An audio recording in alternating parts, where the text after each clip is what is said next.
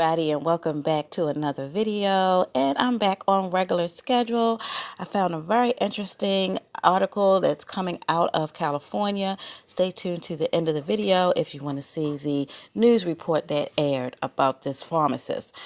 And before I get started, if you enjoy the videos, enjoy the commentary, please like, share, and subscribe to this channel so that we can grow the channel. Okay, let's get into this article. All right, longtime phony Walgreens pharmacist gave out 745,000 prescriptions, authorities say. That means that pharmacist had to be working for Walgreens for a long time. San Jose, California. This is where it is coming out of. A Bay Area woman is accused of posing as a pharmacist and handing out some 745,000 prescriptions before she was caught, the California Board of Pharmacy confirmed Wednesday. According to the board, Kim Thien Lee, I don't know if I'm saying that right, told them she attended Creighton University, but records revealed she never graduated. So she must have really attended, but she didn't finish the program. So how in the world was she able to get a license? Did they not do a background check? I thought they did background checks these days. I don't know. When the board asked Lee for her pharmacist license number, they said they discovered she used the license numbers of two pharmacists with similar names.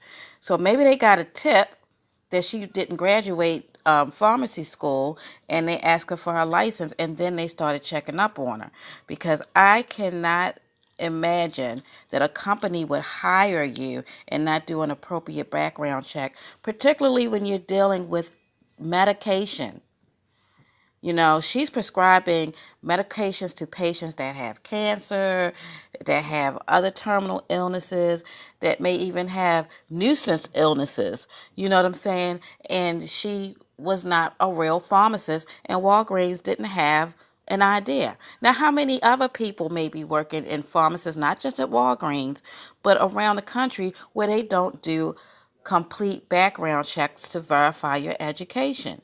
I mean, to me, pharmacy is so important. Why don't they have to go through procedures like lawyers and doctors do? Because they and have to belong to a board that they have to approve them. Because I mean, I remember the one case where the pharmacist was giving out medication. Well, I think he was a real pharmacist, but he was like cutting it in half with water or whatever he was doing, and people died, you know. So not sure why Walgreens dropped the ball here, but I'm hoping that they're out of the 745,000 people.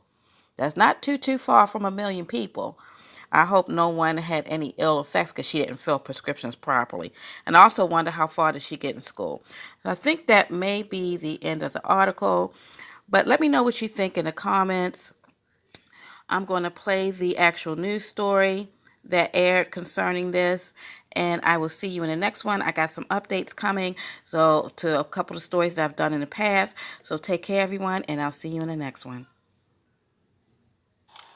I am just shocked beyond belief that this would happen here at Walgreens, a place that we trust. 745,355. That's how many prescriptions Kim Tian Lee handled in the course of a decade as a pharmacist and pharmacy manager at Walgreens. Walgreens should have done a better job in screening. Thing is, the state's Board of Pharmacy says Lee lied about being a pharmacist. It makes me suspect of how we're checking pharmacists' backgrounds. The board says Lee told them she'd gone to Creighton University, but records revealed she'd never graduated.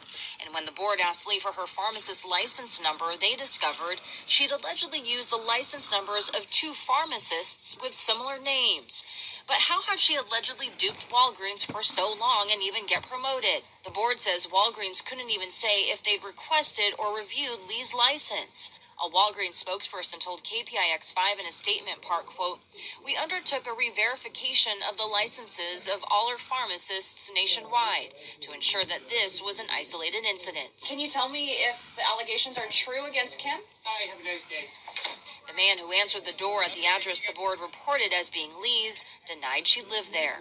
You guys need to leave because I have already told you guys what you guys needed to know. When the board questioned Lee, they say she told them, quote, Me and my son would be very grateful if you could just forget about this. Does Kim want to say anything for our story? Something has to change either with Walgreens or the way that people are checked for their backgrounds. Okay, so let me pause this. There's something that I want to say after hearing the news report by CBS. They said that she used license numbers, and I know I've read it, but it just dawned on me. She used license numbers of people with similar names. How did she have access to people's license numbers of specifically people that had similar names? Okay, were these people that she knew? So here I go my conspiracy theories. I can't go through a video without questioning things. How did she have similar license numbers? Okay, and they claim that they were checking up on the pharmacist. Is it because another incident had happened that we don't know about? So now they needed to check all of their pharmacists? It's just some questions that I have. But thank God she's no longer doing this work. And people can hopefully now go to Walgreens. Hopefully they've cleaned house and got rid of everyone that's working under phony license. So again, thank you. Don't forget to like, share, and subscribe. Bye.